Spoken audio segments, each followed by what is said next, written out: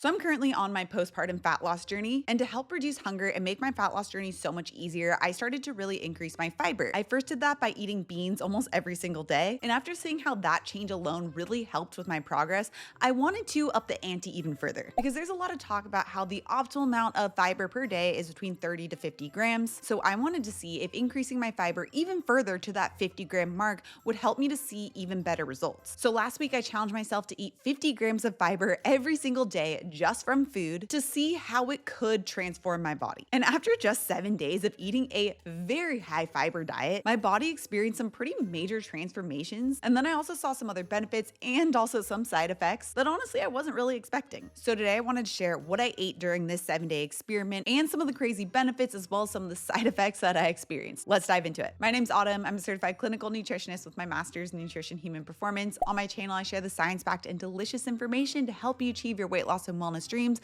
without counting calories. So if you're new here, make sure you subscribe. Today's video is also sponsored by Element, but more on them in a bit. So first, a little background on fiber. Fiber is a type of carbohydrate, but it's a lot different than the other carbohydrates that you're probably used to. Our body doesn't digest it and use it as fuel, which means that fiber doesn't provide energy. It also doesn't cause blood sugar to spike. Instead, it travels through our stomach, our small intestine, and our colon. And as it travels, it can help to stretch out our stomach, which can signal to our brain that we're full and satisfied. It also can travel to our colon, which feeds our good gut bacteria. Now, there's a variety of different types of fibers, but you can usually find fiber in things like raspberries and artichokes and beans and lentils and some grains. It's only found in plant-based foods, so you're not going to get it from milk, meat, dairy, or eggs. Now, there are hundreds, if not thousands, of studies done on fiber and the various benefits it has for our body. The benefits range from helping to improve heart health, make weight loss even easier, help to reduce hunger, massively improve gut health with some caveats, and reduce the risk of chronic disease and cancer in general. Now, for myself in this experiment, what I was most interested in is how it would impact my gut health, my hunger, as well as my weight loss goals. Because as I mentioned, I'm currently at the tail end of my postpartum weight loss journey. I'm in that last 5-pound range. And because I'm also breastfeeding, hunger can be an issue. So I want to see if increasing my fiber could help with that. And fiber actually helps to decrease hunger 2 different ways. First of all, when it enters your stomach, it acts on the stretch mechanism in your stomach. That stretching of your stomach signals to your brain that you're full, you're satisfied, and you don't need to eat. That's why eating fiber-rich foods can help to make you feel fuller in the more immediate moment.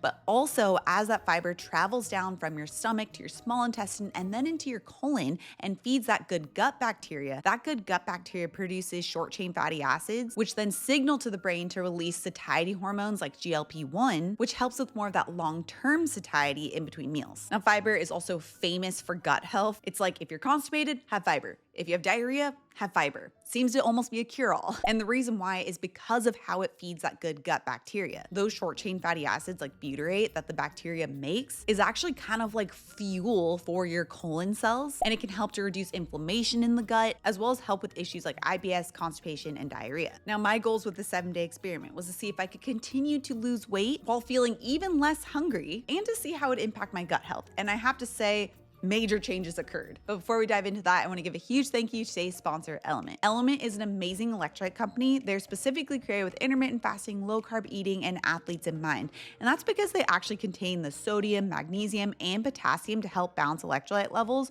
all without having any sugar. As a nutritionist, I know how important electrolytes are. I know how important it is to have every single day for my energy levels, for my gut health, for my performance. And in the past, I would just take salt for my electrolytes, but because adding salt into your water just doesn't taste so great, I was honestly not very consistent with it, so I wasn't getting the benefits of having electrolytes. But Element helps to make getting in my electrolytes so easy because it does taste so good. My all-time favorite flavor is Element's grapefruit salt, but they also come in other delicious flavors too, like their citrus, orange, and raspberry. And you can get a free 8-count sample pack of Element's most popular drink mix flavors with any purchase at drinkelement.com/autumn. Find your favorite Element flavor or share it with a friend. This is only available through my link, so make sure to check out drinklmnt.com/autumn. The link is also in the description down below. Okay, now 50 grams of fiber is a lot of fiber, and that can be a little bit tricky to actually fit into a day. So I had to be really strategic with what I was eating at each of my 3 meals to make sure that I was getting 50 grams of fiber.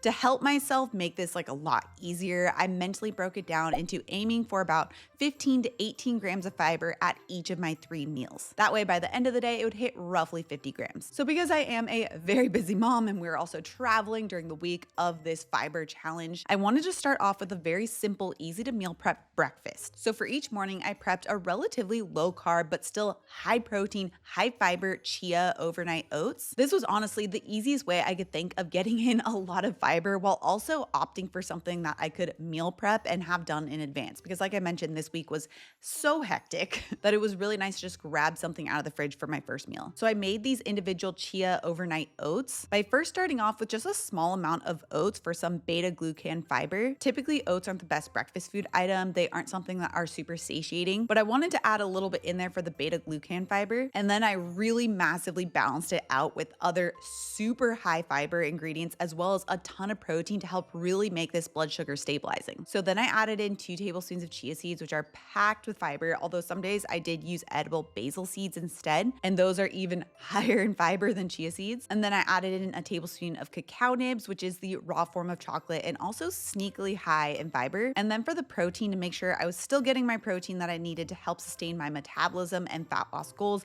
I added in a combination of my unflavored and my vanilla protein powder. I did 1 scoop of each because I wanted to get just a hint of that vanilla-y flavor, but still get 20 grams of protein just from the protein powder. And then I added in about a tablespoon or so of collagen powder, some whole milk, and then Greek yogurt to make it really nice and creamy. So I stirred this up, put it in the fridge the night before, and then the next morning I would top it with some blueberries and raspberries to get even more fiber. So this combination made it low glycemic load and have over 30 grams of protein and 12 grams of fiber, but up to 19 grams of fiber when I used edible basil seeds per serving. So as I mentioned, we're also traveling that week. We had to drive down to LA to stay with my parents, and Trevor had to do some work down there. So this was also a really easy first meal option for me to pack in individual plastic baggies that I could then bring with us in the car and just add the milk and Greek yogurt when we got to my parents' house. Okay, so for lunch, I had either leftover pumpkin chili that had black beans and ground beef. So I was getting a lot of fiber from the black beans. Black beans has about 18 grams of fiber in just 1 cup. Or I would have scrambled eggs with some black beans and some hot sauce, maybe some avocado on there too. Super fast, super easy, and also again, loaded with fiber because avocado is also one of those sneaky sources of fiber. And then dinner, because this week was so hectic, I often leaned on legumes as my fiber source for the meal. So some of the meals I made was like my chickpea and veggie salads to go along with meatballs, or when we went out to eat at a Mexican restaurant, I ordered a side of black beans and skipped the rice. I also made my pumpkin chili with kidney beans and black beans for 2 different sources of fiber. I had some tacos with a side dish of black beans sauteed in onions, garlic, and jalapeno. Oh my gosh, it was so good. I even tested out navy beans, which I don't use often, but navy beans are really high in fiber. I think 1 cup had 19 grams per serving. And then we also went out to eat again at a place called Kava, and they actually have lentils as an option you could use instead of the grains, which was great. So I just had to put the lentils in on my steak salad bowl. So what I learned, especially when going out to eat, it is pretty easy to get your fiber if you can just opt for a side of legumes somewhere. Okay, so now to the actual benefits, what I experienced, especially when it came to gut health and weight loss. So the first thing I did notice is that I was considerably more full. Breastfeeding has led me to be a lot more hungry lately, and eating protein has really helped. If I wasn't eating at least 30 grams of protein at each of my 3 meals, then I would be so ravenous and craving chocolate all the time. But even with hitting my protein, I still was like kind of hungry. And that's where adding in the fiber helped to fill that gap and just make me feel so much more satisfied. And I think it's because protein helps to make you feel more satisfied from a hormonal perspective. So it takes about 20 to 30 minutes for that satiety to really hit, but fiber helps to act on that stretch mechanism in the stomach, which does help more immediately make you feel full right in that moment.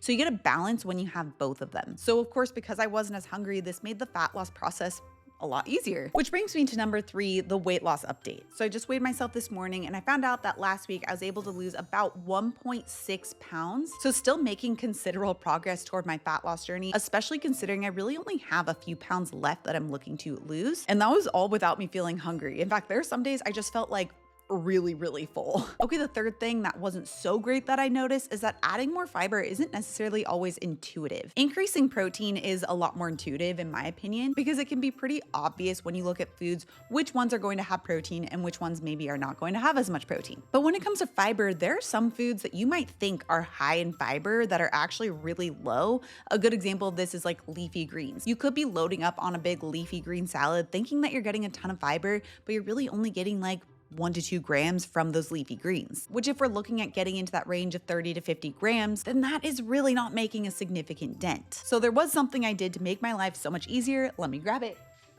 I created a high fiber food list for myself. I even downloaded it to my phone and just had it on my phone as well for when I was on the go. This made it so much easier for me to hit my fiber needs. So just by quickly glancing at this, I was able to pick a couple different ingredients to add to each of my meals to make sure that I was getting a really high fiber meal, which I did create this as a free printable for you guys if you're looking to increase your fiber. If you want to check it out, I'll have it linked down in the description below for you guys. Okay, the fourth thing I experienced was improved gut health. I wasn't really experiencing any poor gut health, but I was pleasantly surprised to see that by increasing my fiber, I didn't experience more bloating. I was expecting that I likely could experience more bloating because for some people, increasing your fiber, at least in the beginning, can do that. But that wasn't the case for me, which was really nice. I do think that's because most of the times I was eating beans cooked from home, which that does help to reduce the bloat factor. I have a full video on this if you want to check it out right here. My body's also used to eating a lot of these fiber-rich foods, which could be helpful, but I wasn't bloated and I was able to be very regular. So it was a win-win. The fifth kind of like side effect I realized is that balancing protein and fiber can be kind of tricky. Both of these are very satiating, which means that eating a higher amount of both of these can be a bit difficult, but you really don't want to be skimping on either, especially the protein, because especially if you're on a fat loss journey or just a wellness journey in general, protein is needed to rebuild literally like every single cell in our body. It's also very important for maintaining muscle during the fat loss process. And if you lose muscle when you're losing weight, it can really slow down your metabolism and make it so hard to continue to see weight loss progress or to maintain that progress. So I did find that there's some days it was a little tricky to balance out both my protein and my fiber, which is why I found, especially for my first meal, it was so helpful for me to use my protein powder. That helped me to easily sneak in 20 grams of complete protein without sugar, and it made my breakfast taste even better. So having little hacks like that really helps when you're looking to increase your fiber. Now I wanted to talk about who this could work for as well as who this strategy might not be the best for. Now, if you're looking to lose weight and you're generally healthy and you're not insulin resistant or diabetic, increasing your fiber across the board can be really great. But it is still important to make sure that you're balancing it with protein. That's why in all my meals and all my programs and recipes, I talk about protein, fat, and fiber and getting a balance of all of those. Now, for those who are carb sensitive or insulin resistant, this is where you just want to pay a little bit more attention.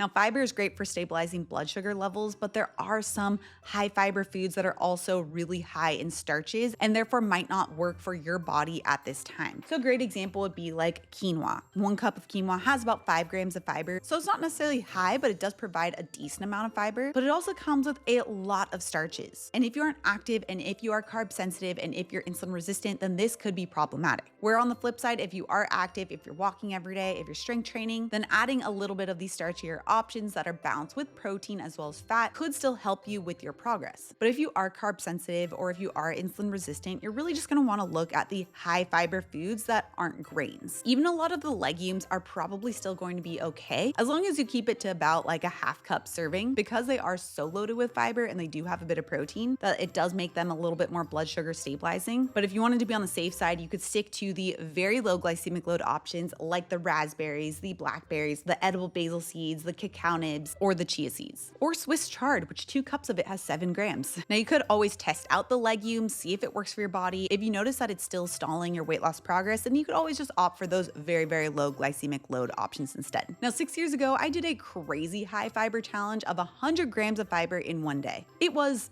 very challenging. If you want to check that out next, you can find it with this video here. Also, if you're new to my channel and you love this science-backed information, make sure you subscribe right here. Come out new videos every Tuesday and Thursday. All right, guys, thanks so much for tuning in, and I'll see you in my next video.